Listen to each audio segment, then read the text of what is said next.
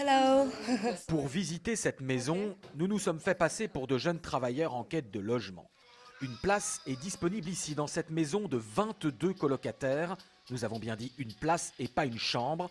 En tout, il n'y a que 5 chambres, il faudra donc les partager. Pour une place dans une chambre de 4, c'est 115 € par semaine.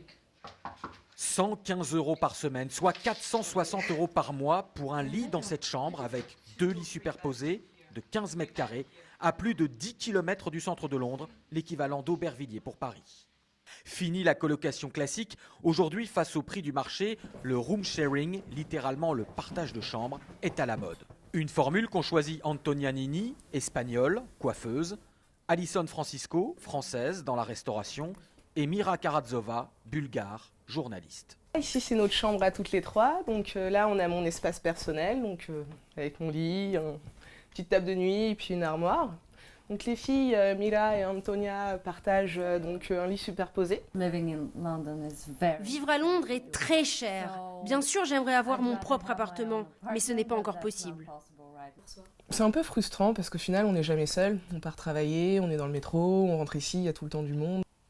L'agence qui leur loue cette chambre à 1 500 € par mois, soit 500 € par mois chacune, reconnaît que les prix sont élevés.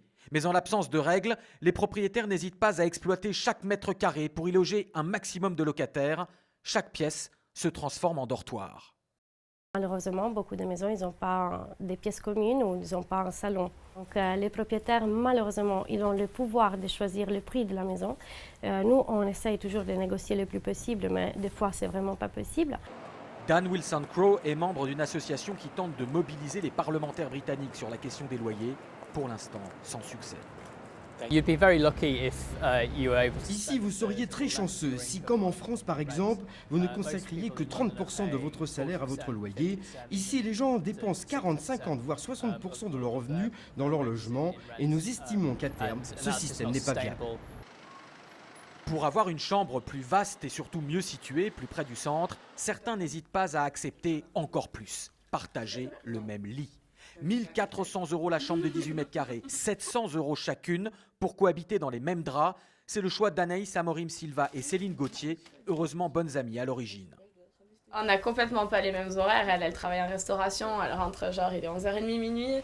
Moi je me lève à 6h30 tous les matins, mais après c'est un peu comme un couple quoi. Enfin, je pense que c'est facile quand on se connaît avant. Il y a des gens qui font ça qui se connaissaient pas du tout avant. Une manière d'apprendre dès le début que le rêve londonien c'est aussi cela. Cela s'appelle le marché ultralibéral de l'offre et de la demande.